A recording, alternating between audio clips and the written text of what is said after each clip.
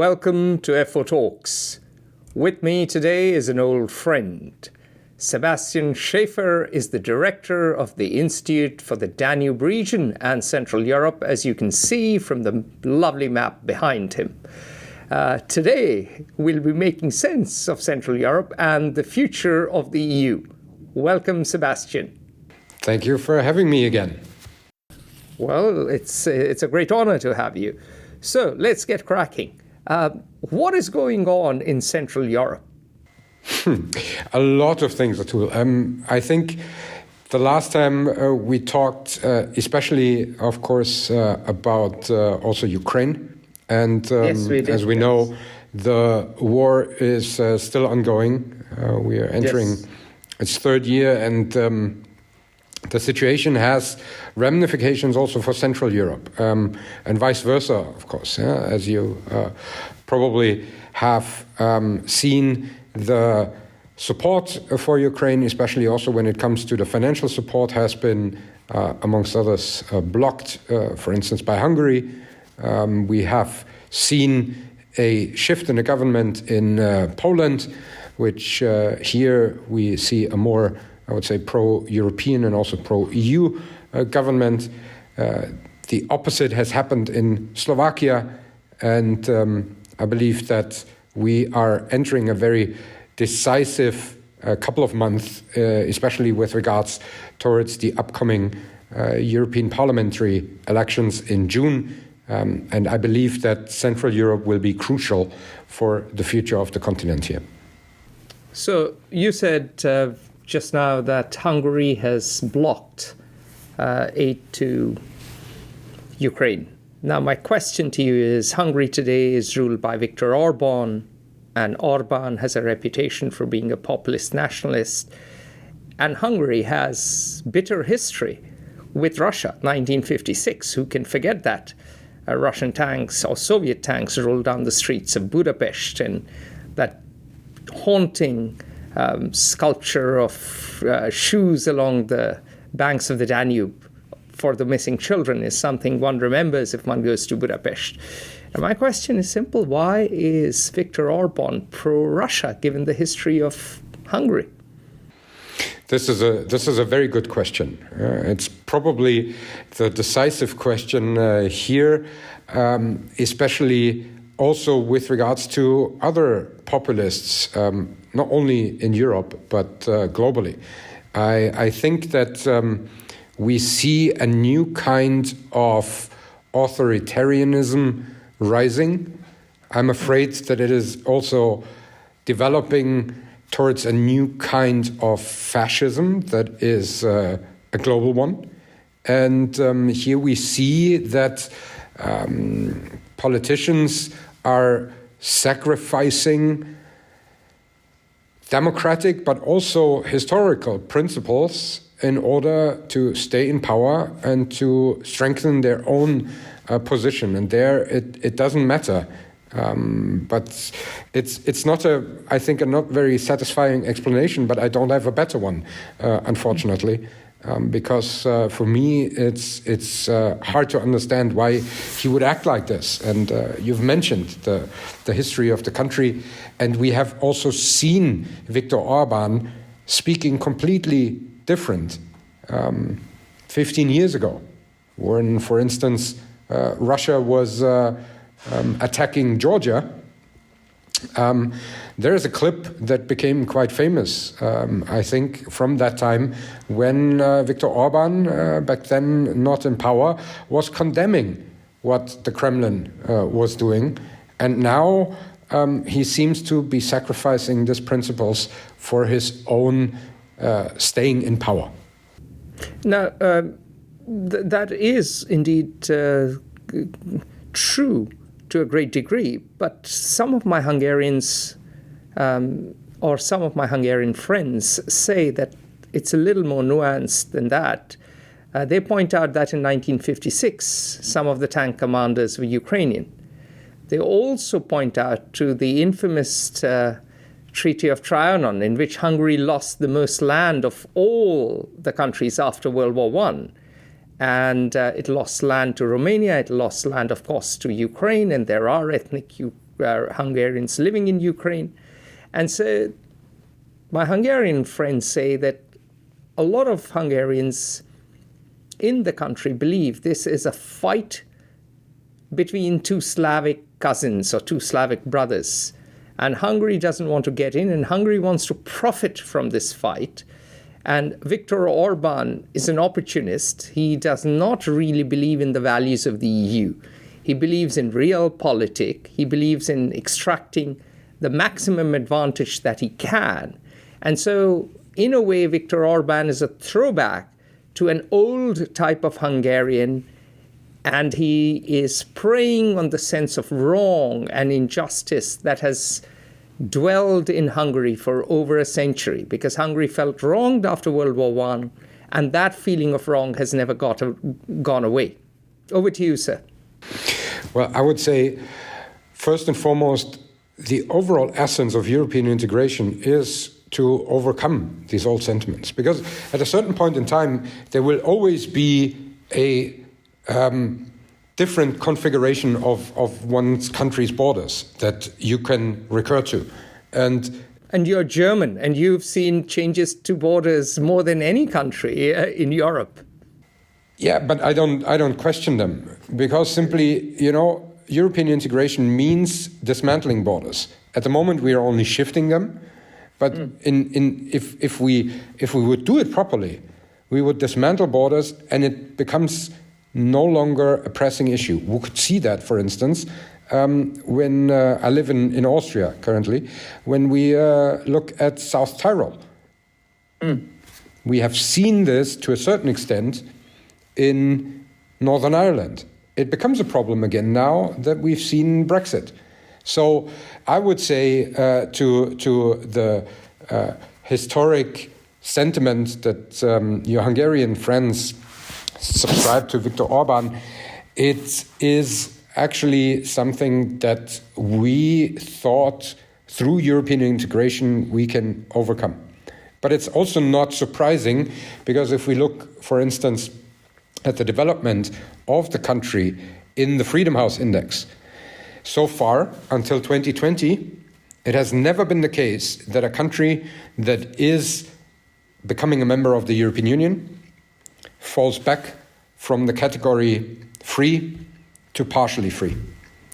And Hungary has made this, what I would say, very unfortunate precedent in the year 2020, which clearly shows that they are deviating from the values that the European Union has set as a community of countries. And I'm very, very concerned that we are bringing back politics from 100 years ago that, to my understanding, we should have overcome within the project of European integration. Now, you've talked about integration, so let me ask you a simple question. Why is Serbia in the EU, but other countries are not? They are a candidate country so far. And why is Serbia in the queue for the EU? I stand corrected. Yeah. Again, it's a good question. And here I would say we can again see that the idea of Viktor Orbán with regards to European integration is a different one than what I believe would have been the very basis over the past decades. Because he and his government are especially advocating for Serbia to join the European Union, whereas if we look at the current candidate countries and potential candidate countries, Serbia is certainly not a front runner and is not ready to join the European Union because they are not sharing the very values that we have agreed upon. Why there is not a stricter reaction from the side of the European Union institutions, but also the EU member states, is also something that for me is very hard to understand. And I could only explain it with the significance of Serbia within the Western Balkan countries that are not a member of the European Union so far. So, which leads me on to another question. You've talked about Hungary regressing. You've talked about why other countries probably should be in the queue as well. Does the EU need treaty reform? Is it simply too unwieldy now? I think absolutely.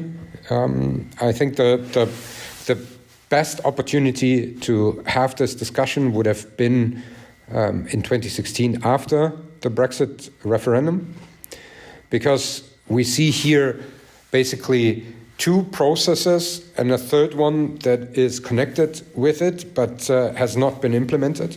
So we needed to untangle the relationship between the United Kingdom and the EU. We needed to find a new basis for a future cooperation. But at the same time, there would also have been the necessity to learn a lesson and say, okay, we take this opportunity and finally go and do internal reforms. That has unfortunately not happened. As you remember, the last treaty reform that led to the Treaty of Lisbon was a very bumpy one. And I think there's a lot of concern about this. But if we look at it from the situation of the debate about a constitution for Europe, the negative referendums that followed in France and the Netherlands, until the Treaty of Lisbon, after a referendum against the Treaty of Lisbon in Ireland in 2008, it entered into force in 2009, in a time span of 5.5 years. If we would have started that process after the Brexit referendum, we could have a new treaty by now with all these complications that are out there. Now you could say the world is more complicated, the members are more complicated, maybe as back then. Yes, true, but if we wait and are not bold enough to take these steps, then we don't need to talk about enlargement at the same time as well, because it's time to bring together deepening and widening again. And with this, we need a new treaty, or at the very least, to bring enlargement and also especially other parts of EU foreign policy to a qualified majority, and not give the possibility for single countries to veto decisions, because there will always be a country that exploits that. And that's not only Hungary, others have done so as well. All right, very good point. So what does EU enlargement mean? Some wait forever, others get in through the fast track. As some say, the EU is too big, and because it is too big, there are too many disagreements. People, outside actors such as Russia and even the US, or perhaps even the UK, which is now out of the EU, but still all these outside actors could stir the pot, because you have people pulling, or nation states pulling in different directions. So walk us through, what is this enlargement? And is the EU too large? Too large and almost like the UN now?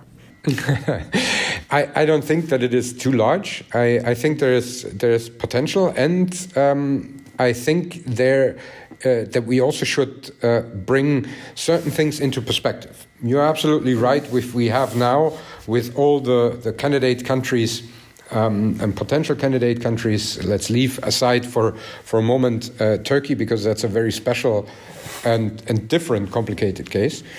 But if we take Turkey is both in Asia and in Europe. It has always been the bridge between the East and West. It is a Muslim country with an Islamist prime minister. Arguably like Hungary, it has regressed in all the human rights indices and press freedom indices. So Turkey is a complicated nation for Europe.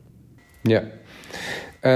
But not only for these reasons, let's leave it aside, because the point that I'm trying to bring into a perspective is, if we take the Western Balkan 6 countries. So Serbia, Montenegro, Bosnia and Herzegovina, Albania, North Macedonia, and Kosovo.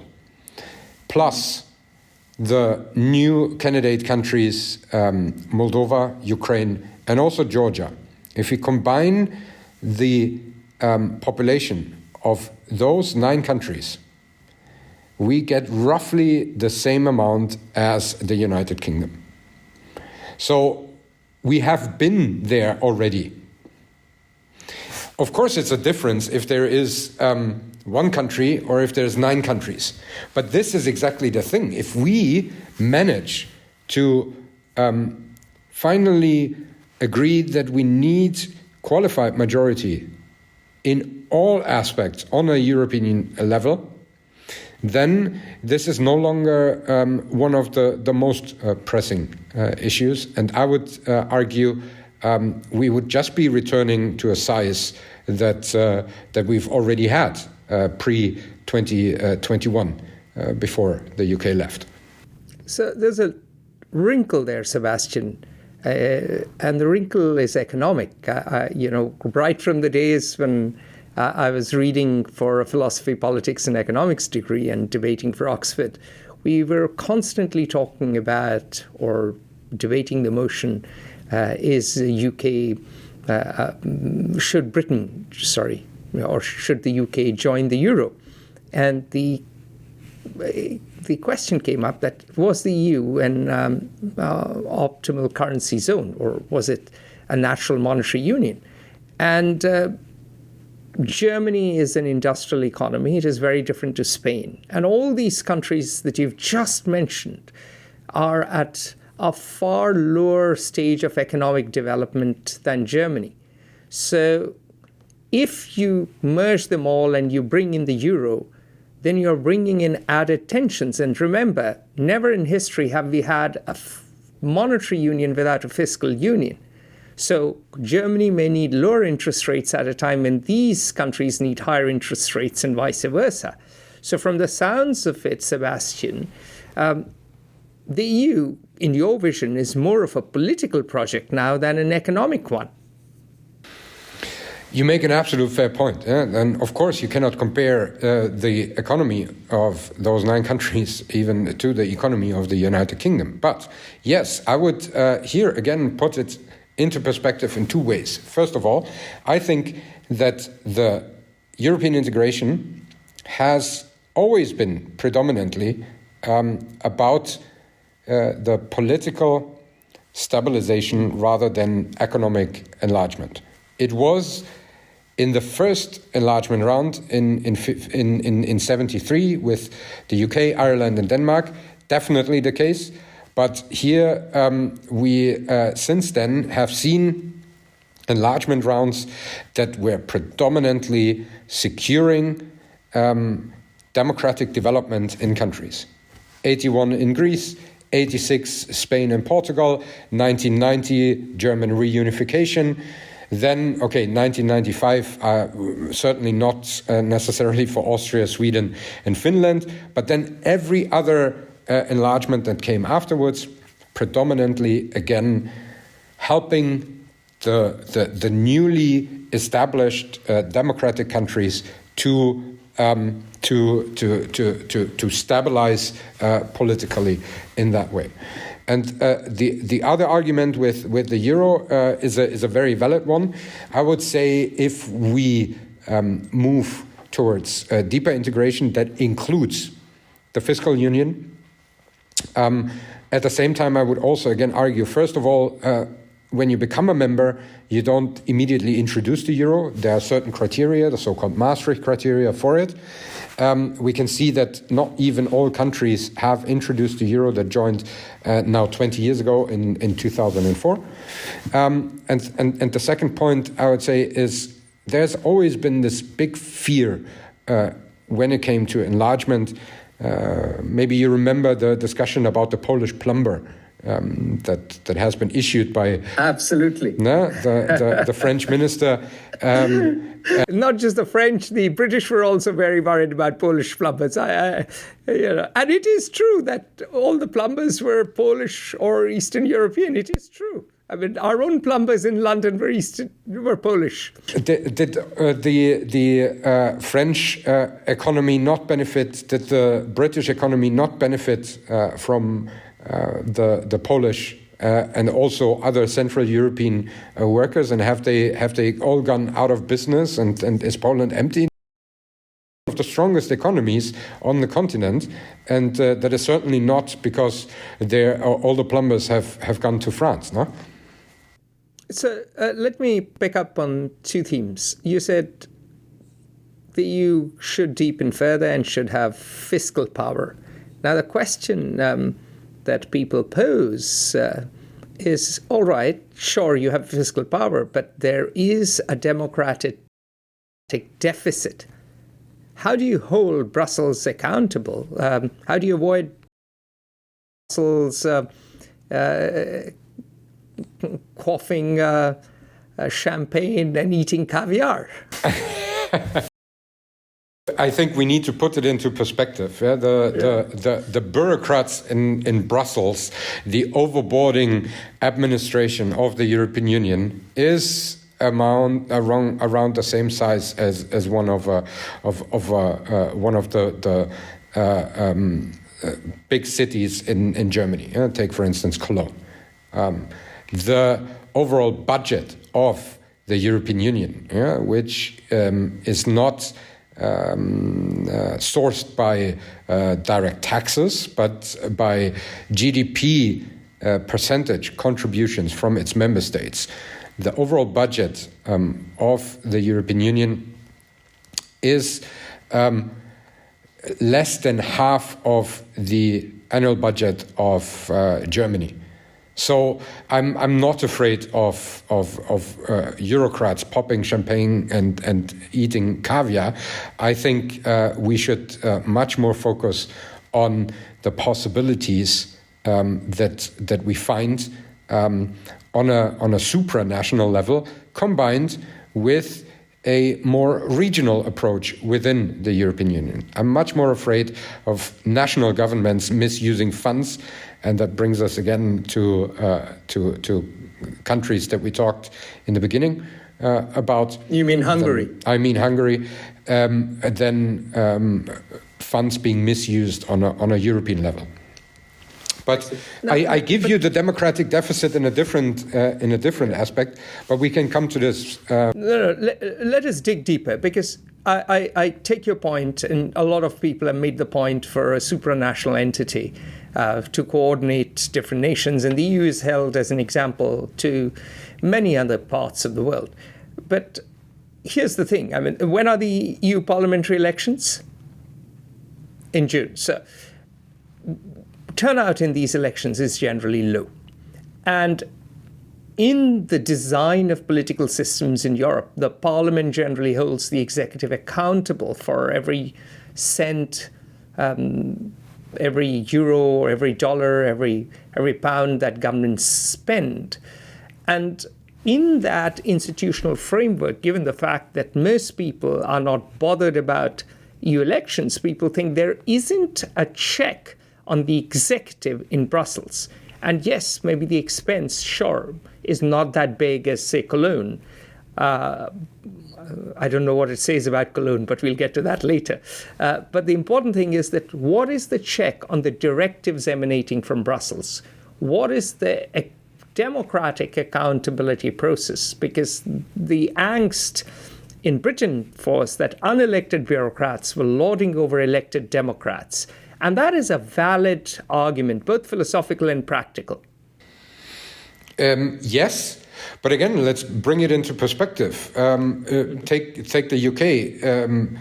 The last two prime ministers, if I'm not mistaken, have not been really democratically elected, because they replaced the democratically elected person. So if we get into these nuances, I think... Well, they are a testament to old-fashioned Tory backstabbing. Yeah, but you make a very valid point when it comes to the democratic deficit on a EU level. But this is part of a treaty reform. I have been advocating for the past 5.5 years also to reform the institutions. And you are very right. That includes that the European Parliament is responsible for the budget, has the possibility to actually initiate legislation, and is elected transnationally. Because right now we are not talking about the European parliamentary election, we are talking about 27 elections to a common body. But I would go further. I would also scratch the Council of Ministers and replace it with a Council of Regional Representatives. Because then we have more supranationality, more accountability, and at the same time also the regional level, which is still one of the biggest portions in the EU budget, the structural and cohesion funds for regional development. And I would even go further, that we have a proper election here then of the European Commission, because the current, I don't know if they will actually implement again the Spitzenkandidaten system, because as it is right now, it's fundamentally flawed. You cannot elect your preferred Spitzenkandidat because you don't know if the party in your country will actually be part of the fraction in the European Parliament. We've seen that again. Brings us back in the last election. If you in Hungary wanted to vote for the Spitzenkandidat of the European People's Party, you had to vote for Viktor Orbán's Fidesz party, which at that time was still part of the European People's Party in the European Parliament. They are no longer part of it. So whom do you vote for if you want that? See, there is a fundamental flaw in the overall institutional setup, and this is something that we definitely need to fix. But the fix here is not give back more importance to single national governments, but the fix is more supranationality combined with more regional actors. That's the future of European integration. It's very interesting. You sound almost as someone who is trying to convert the European Union into a United States of Europe. Well, I wouldn't call it like this, but if this entails the things that I've proposed, I would go for it, yeah. Because on a serious note, what you're saying is that the nation state, which is the bedrock of identity, which is the foundation of the 1648 Treaty of Westphalia, the Westphalian Order, is no longer as valid or as, shall we say, responsive to people's needs. And what you're imagining is a new constitutional order wherein there's a supranational entity in Brussels, and it has union-wide elections, and you have greater power. And of course, you've said you want qualified majority voting, so that Brussels can overrule actors like Hungary. At the same time, you're taking away power. You're taking power away from capitals such as Madrid and Budapest and Paris, and you want to give it away to the regions. Now, Sebastian, people generally tend to retain power. Vested interests don't cede anything easily. Power is one of those addictive substances. It's an aphrodisiac. People don't leave it. So what you are advocating will cause a lot of friction. After all, even the US came about after a lot of friction and had to go through civil war. Do you anticipate that period of friction? I think we already have that. We are in something in between. Mm-hmm. We are no longer, and we don't only see that on the European continent, we see that globally, I would say. We no longer have the bipolar order. We also do not have a very clear distinction between certain camps on a global level. But the new order has also not finally materialized. I don't know what it will look like. I don't have my crystal ball, but what I'm fairly certain of is that in this new, so to say, multilateral order that will emerge out of the uncertainties that are. People are calling it the multipolar order, especially Peter Isaacson, our chief strategy officer, saying speans to the multipolar order, which is dangerous in its own way. There's no guarantee it'll turn out swimmingly well, because you have an authoritarian China, you have a dangerous Russia, an aggressive Russia which has taken to war. You have other powers with dangerous tendencies. Yeah.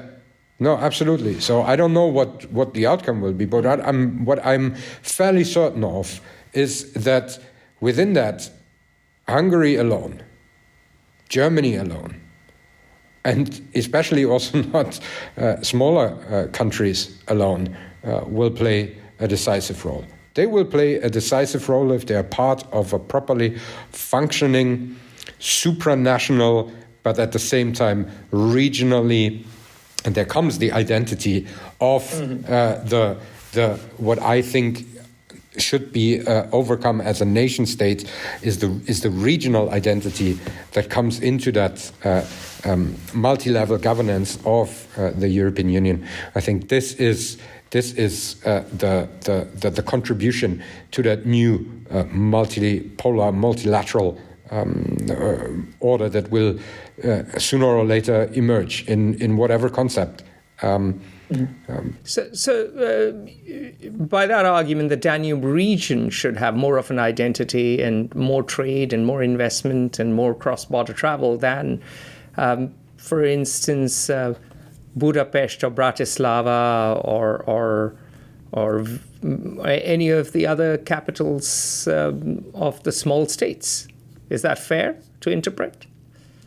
I think we should much more see the possibility of that regional cooperation rather than cooperation of nation states within the EU as some politicians like Viktor Orbán see this. I think the potential of cross-border cooperation between regions is much bigger than an interplay of single nation states. All right. So let's go back into the past. This region was once part of the Austro-Hungarian Empire. Austria and Hungary were yoked at the hip, and you're sitting in Vienna. Austria has its own populist nationalists. What are the similarities and what are the differences today between Austria and Hungary? I think it's very dangerous to assess from a German about the Austro-Hungarian past. But Are you a Protestant German? Are you Lutheran?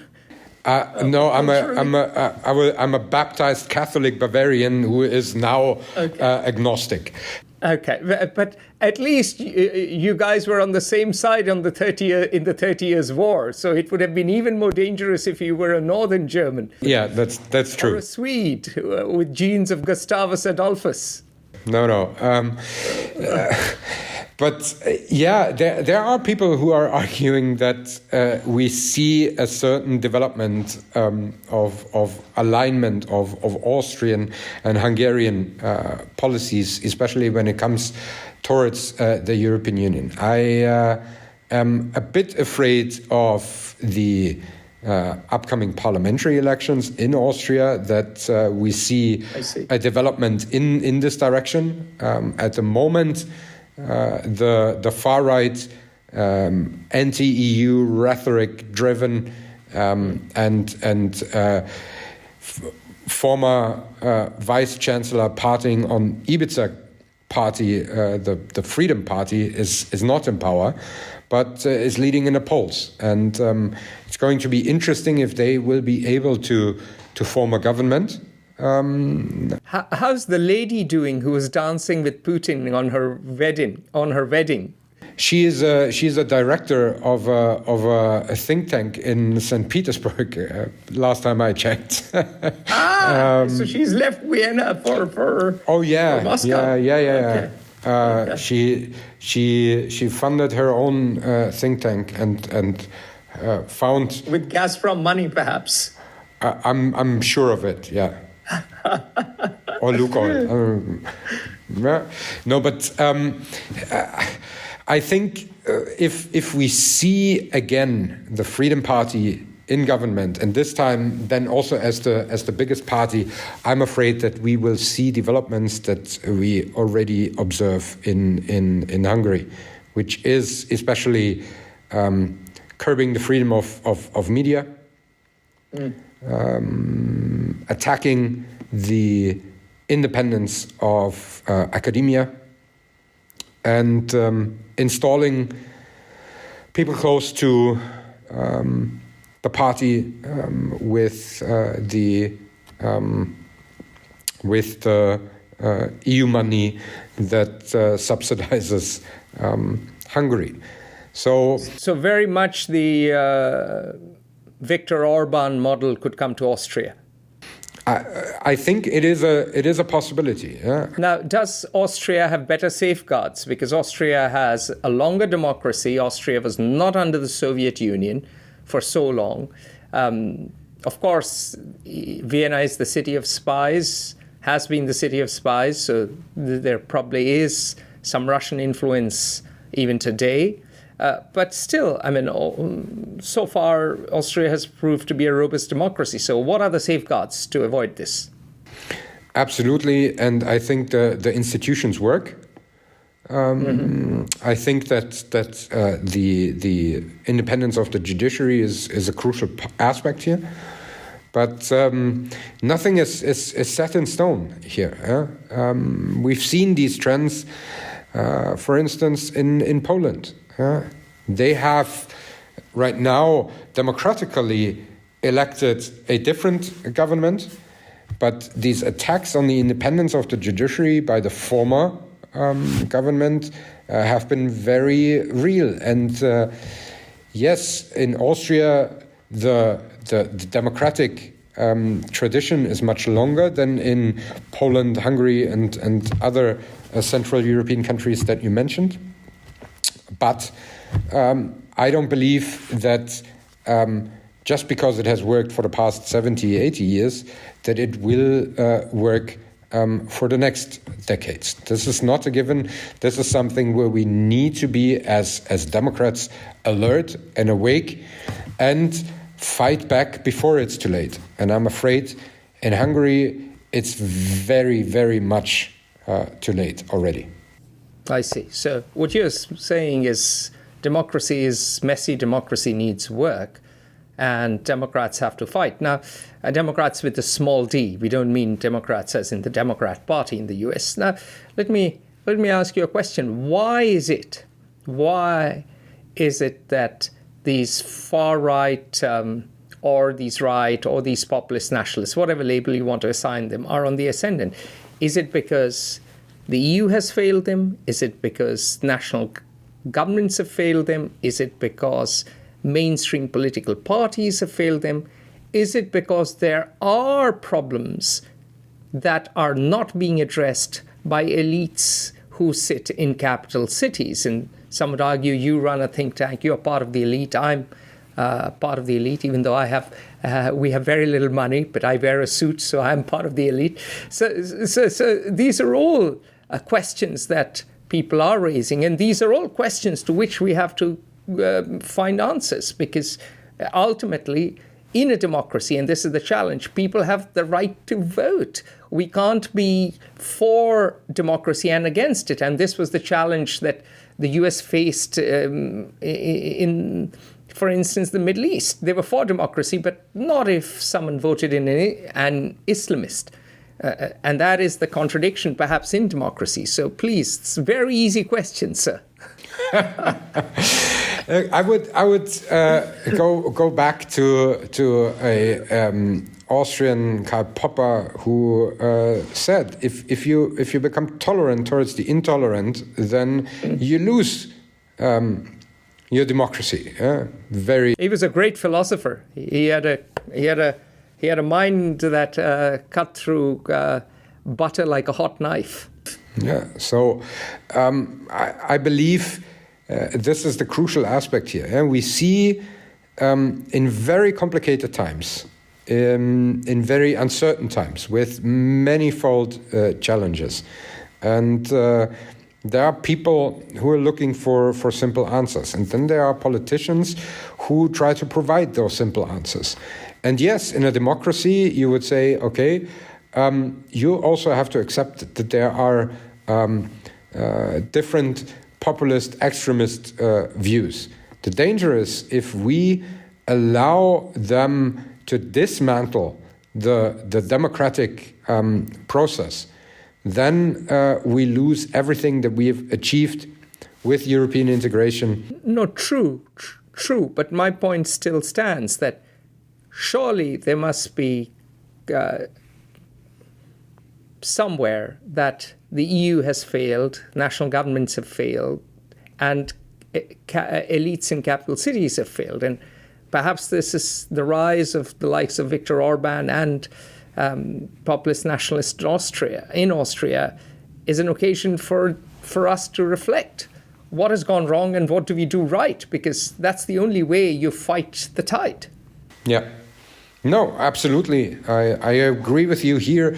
There are challenges that we have seen also now for, I would even say, decades, that we haven't found proper answers to. And this gives the possibility. Give me one or two examples. Such as, for instance, migration. Mm-hmm. We see that the overall discussion in many of these populist parties revolves around migration and the fear of too many foreigners coming to the country. Now, at the one hand, we do need migration because we need people to take care of our elderly. We need people to pay our pensions. We need people to work to make that happen, because we are not having a birth rate throughout the continent, and not only in Europe, but let's stay here, that would sustain that. Yeah, so all rich countries are going through the same phenomenon. Yeah. Japan and South Korea as well. So instead... And China, not to mention China, which is getting old before it's getting rich. Yeah. So instead of providing a proper possibility to manage migration, and here especially integration, not European integration, but integration into society. Yeah, I mean, integration of immigrants into society is a big challenge. About 65-67% of the Turks in Germany, in France, and in the Netherlands vote for Erdogan, which is a far higher percentage than in Turkey. In Turkey, the percentage is just a little above 50%. So it shows that Islamism has deeper roots amongst immigrants in Europe than in Turkey, and that's a major problem.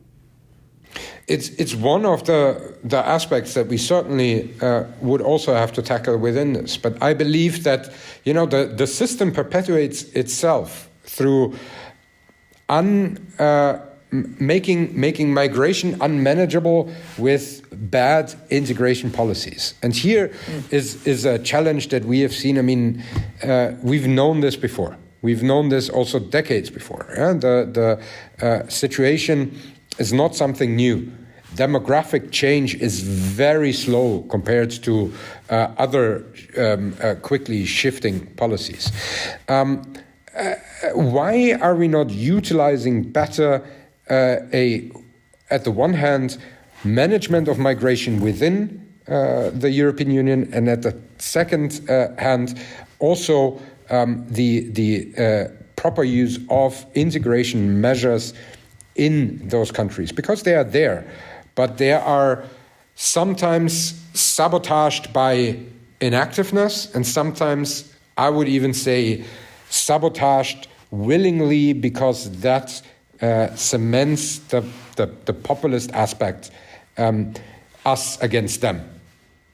But this is not the case, and this is one of the major failures that the EU and its institutions have not been able to contribute to.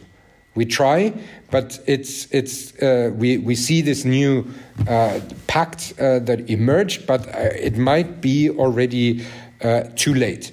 Because also here, of course, integration will not happen overnight.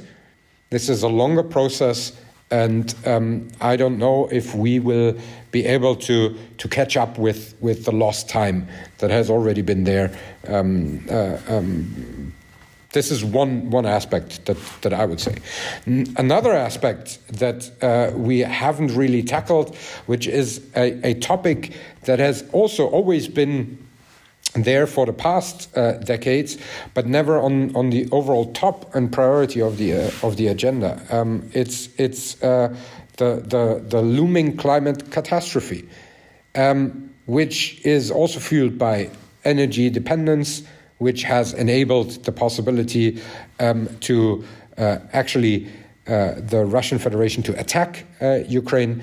Why have we not been much better in the energy transition? Why are we giving in to debates about is climate change real? Even if we would assume, humor us for a second and say this is not happening at a pace where 99% of the scientists agree to it. Even if the outcome simply is better air, better energy management, less dependency on fossil fuels, I don't see a downside to it. And why are we? Where is the European Green Deal at the end? Where is the ambition to become a carbon neutral continent by 2050 that the Commission President von der Leyen has stated at the beginning of her term? I don't see it materializing. I don't see it being a priority. There's always something else that takes precedent over it. And lastly, I would say also where the European Union has failed is what we talked about in the beginning, fostering European integration and creating equal chances for all the people. Because, I mean, look at the situation in former Yugoslavia. If you want to go from Skopje, the capital in North Macedonia, to Ljubljana, the capital in Slovenia, you need to cross, depending on the road that you take, 5 borders, amongst them a Schengen outside border. 30 years ago, that wasn't the case. And how have we stopped at a certain point to further work on this possibility? EU countries are surrounding the Western Balkans, but as long as we only shift borders and do not completely dismantle them, there will always be people in the club and people outside of the club. And then it's again them versus us on a different level, and this is a major failure of European integration in the past 2 decades. The Balkan question was there before Europe a century ago, and it exists a century later. What has changed, Sebastian?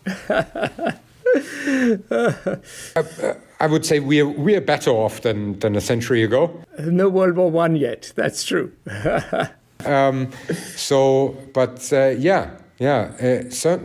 points. No World War III yet. Certain points have changed. Others, not so much as they could have. Yes. Well, we certainly have made progress since a century ago, that's for sure. But there's a long way to go. Thank you for your time, Sebastian. You've been very candid. You've been very forthright. And you've been bold. I'm sure a lot of people will disagree with you, but hey-ho, there we go. I look forward to having you again. All the best. Atul, thank you very much. Always a pleasure. And yeah, I hope a lot of people disagree, because then we can actually hopefully foster the discussion and bring about progress, and not only resent to populist discourses, which will certainly not lead to a better future in the next century. Thank you very much. Thank you. Join the conversation at Fair Observer and subscribe to our YouTube channel.